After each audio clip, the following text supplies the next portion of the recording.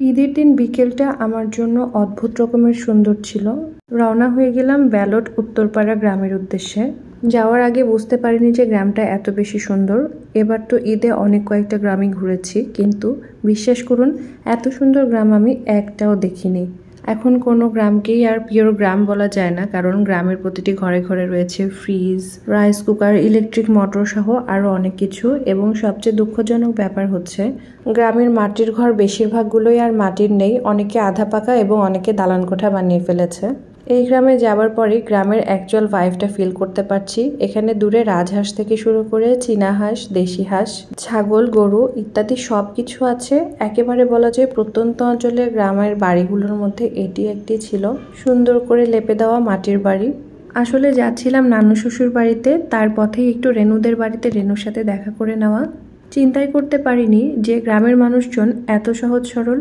প্রথমেই রেনু বাড়িতে ছিল না, সে তার বন্ধুদের সাথে কিছু দূরে ঘুরতে গিয়েছিল এবং কিছুক্ষণ পরে এসছে। একেবারে নাম পরিচয় জানাহীন মানুষগুলো আমাদেরকে সাদরে আপ্যায়ন করেছে এবং আমরা তাদের ঘরে কিছুক্ষণ বসেছিলাম। আমার বাবু এখানে গরু, ছাগল, রাজহাঁস থেকে শুরু করে সবগুলো পশু পাখি দেখে খুবই প্রফুল্ল ছিল। চিন্তাও করতে পারিনি তারা আমাদের জন্য খাবারের এত এত আয়োজন করেছে। সব খাবারের আসলে ছবি তোলা বা ভিডিও করা সম্ভব হয়নি, সময়ের খুবই স্বল্পতা ছিল। তো আমি এক নজরে জাস্ট নাস্তার ছবিটুকু তুলেছি।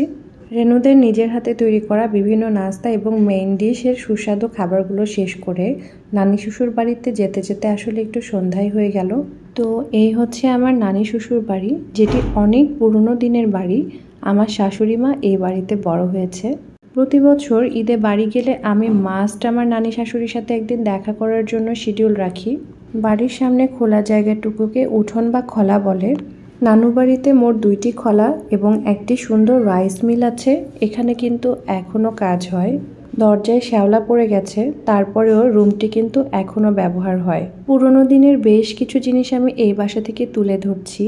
আমার বড় মামি শাশুড়ির ভীষণ আদরের 2টি গরু, এখানে এটি হচ্ছে মা গরু এবং এই মা গরু থেকেই জন্ম নিয়ে একটু একটু করে বেড়ে উঠেছে আরও একটি গরু, যা দেখতে ঠিক তার মায়ের মতোই হয়েছে।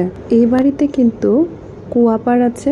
কুয়া এখন দেখাই যায় না বলতে গেলে, তবে আমার নানি শ্বশুর বাড়িতে এখনও কুয়াটি আছে, যদিও ব্যবহার করা হয় না।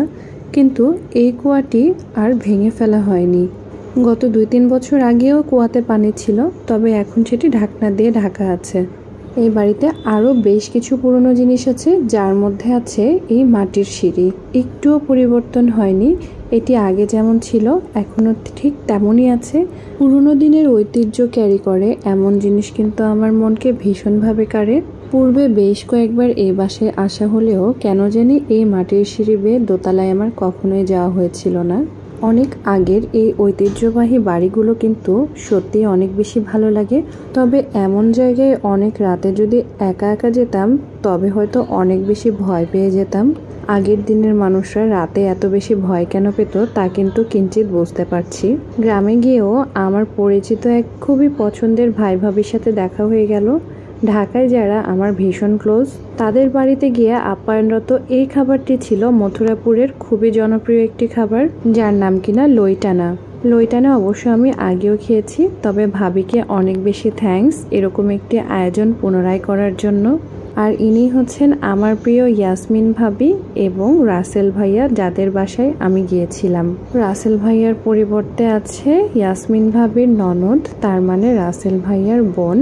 আপনাদেরকে অসংখ্য ধন্যবাদ আমাদের ঈদের আনন্দকে আরও বহুগুণে বাড়িয়ে দেওয়ার জন্য। সবাইকে ঈদ মোবারক জানিয়ে শেষ করছি আজকের ভিডিওটি। আল্লাহ হাফিজ, আসসালামু আলাইকুম।